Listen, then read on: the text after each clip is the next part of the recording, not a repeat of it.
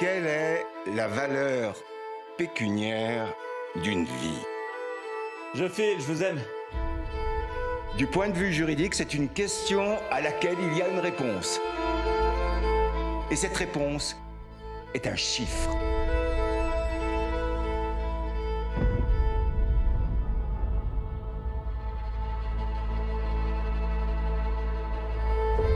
Ce que nous proposons, c'est de créer un fonds d'indemnisation d'une somme fixe pour chaque vie perdue. Vous voulez empêcher les victimes d'engager des poursuites. Nous voulons nommer un expert judiciaire pour négocier les accords sur les sommes attribuées. C'est quelque chose que je fais bien.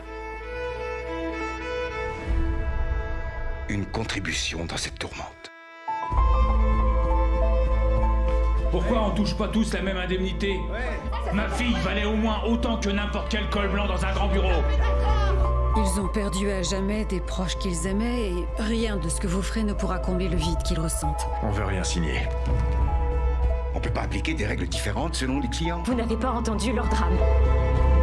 Tu dis toujours qu'ils vont se manifester le dernier jour. Si je me trompais. Vous connaissez certains de nos membres? Vous en avez rencontré en personne? Pour tout vous dire, oui, j'en ai rencontré. Et quel était leur prix?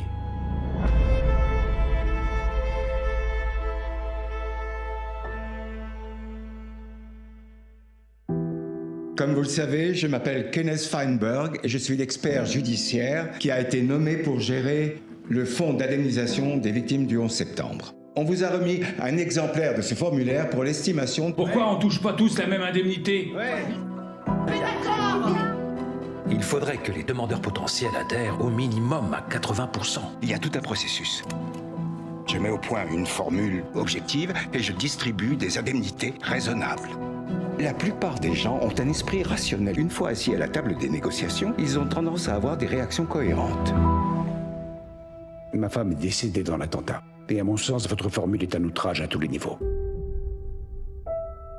Mon mari était un pompier de la ville de New York. Il était toute ma vie. J'ai parlé à une veuve aujourd'hui. 3 enfants. Je savais pas quoi lui dire. Il y a des gens qui ne rentrent pas dans le cadre qu'on a établi. Honnêtement, je ne sais pas quoi faire. Il va pourtant falloir trouver une solution.